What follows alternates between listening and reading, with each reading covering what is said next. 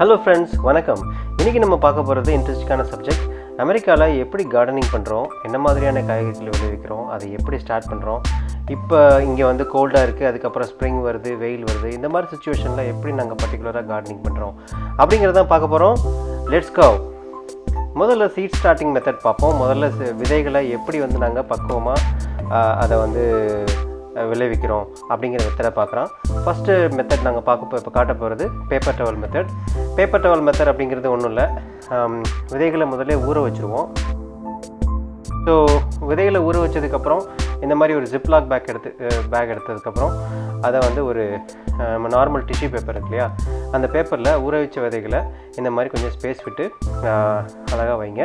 ஒரு பாதியில் மட்டும்தான் நான் காட்டுற மாதிரி ஒரு பாதியில் மட்டும் வைங்க, ஏன்னா மறுபாதியை வச்சு மடிக்க போகிறோம்.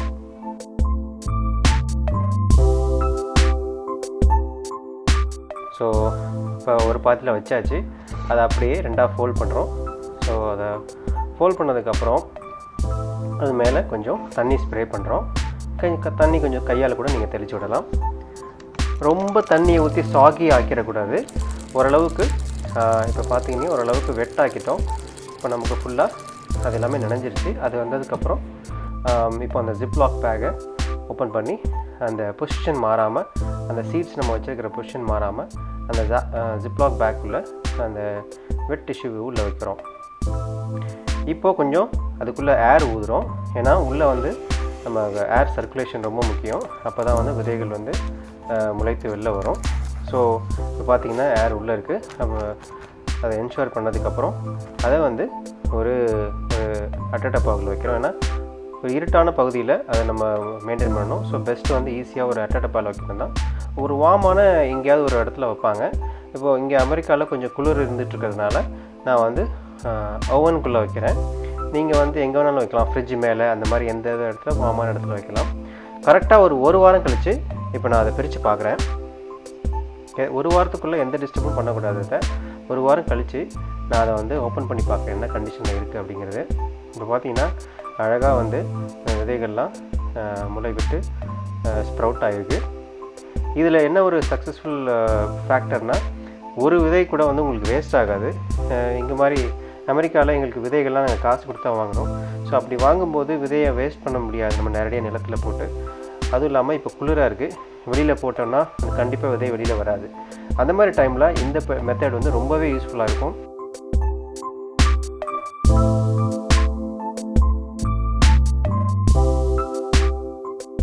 அவரைக்காய் பார்த்தோம், இப்போ பாவக்காய் காட்டினேன். இப்போ வந்து இது வந்து கீரை வகைகள், தண்டிக்கீரை விதை. இந்த மாதிரி சின்ன சின்ன விதைகள்லாம் வந்து இந்த மாதிரி வீட்டுக்குள்ளேயே குளிர் இருக்கும்போது, இப்போ நான் மார்ச் 27 நான் இதை ஸ்டார்ட் பண்ணும்போது அந்த டைமில் நான் வந்து உள்ளுக்குள்ளேயே இதை பண்ணிவிட்டு 1 வீக் கழிச்சதுக்கப்புறம் இதை எடுக்கிறேன். இப்போ அடுத்தது என்ன பண்ணுறேன் அப்படின்னா, இப்போ அந்த ஸ்ப்ரவுட் ஆகிருக்கிற அந்த விதை வந்து கொஞ்சம் வேர் வந்து அந்த விதைகளை எடுத்து தனித்தனியாக இந்த மாதிரி கப்பில் வைக்கிறேன். இதுக்குன்னு தனியாக வைக்கிறாங்க. நான் வந்து சிம்பிளாக நம்ம வீட்டில் யூஸ் பண்ணுற ஜூஸ் கிளாஸில் அடியில் ஓட்டப்பட்டு, ரொம்ப முக்கியம் அடியில் துளைகள் போடணும். ஏன்னா தண்ணி மேலே ஊற்றுற தண்ணி வந்து கீழே எக்ஸஸாக இறங்கினா மட்டும்தான் அது வந்து ராட் ஆகாமல் இருக்கும். ஸோ இப்போ நான் காக்கிற மெத்தட் வந்து அந்த மண் வந்து சீட் ஸ்டார்டிங் மிக்ஸ்ன்னு சொல்லிட்டு எல்லா கடைகள்லையும் கிடைக்கும். வால்மார்ட் இல்லைன்னா ஹோம் டிப்போ எல்லாத்துலேயுமே இருக்கும். அது வந்து தேங்காய் நார், அதுக்கப்புறம் பல இதில் வந்து மிக்ஸ் பண்ணியிருப்பாங்க.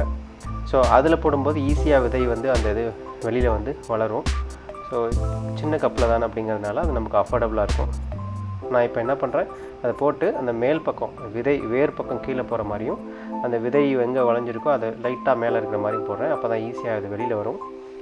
அது போட்டதுக்கப்புறம் அது மேலே லைட்டாக தண்ணி ஊற்றி நம்ம அதை வெட் பண்ணணும். சில நேரங்களில் வந்து இந்த தேங்காய் நார் கலவை வந்து பார்த்திங்கன்னா தண்ணி இறங்காது. அந்த நேரத்தில் நீங்கள் வச்சு அடியில் தட்டு மாதிரி வச்சு ட்ரே மாதிரி வச்சு அதுக்கு அடியில் தண்ணி ஊற்றிடலாம். ஸோ அந்த அடி நம்ம போட்ட ஓட்டை வழியாக தண்ணி உறிஞ்சிக்கும். இப்போ பார்த்தீங்கன்னா நான் எவ்வளோ தான் தண்ணி அடித்தாலும் மேலேயே நிற்கும், கீழே இறங்காது.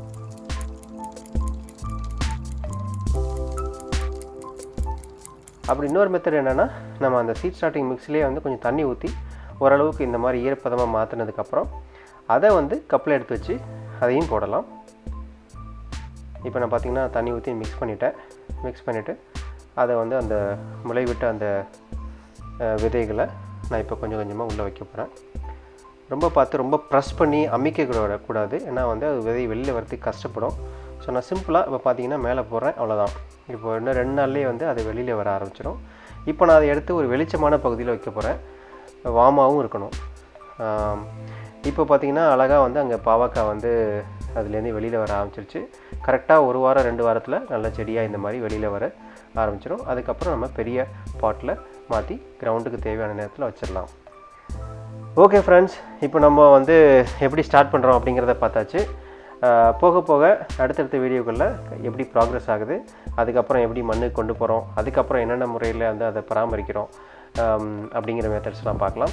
நீங்கள் யூஎஸில் இருந்தாலும் இதை வச்சு ஃபாலோ பண்ணலாம். யூஎஸில் இல்லாமல் இந்தியாவிலேருந்து வேறு நாடுகள்லேருந்து பார்த்தீங்கன்னாலும் எப்படி பண்ணுறோம் அப்படிங்கிறத தெரிஞ்சுக்கலாம்.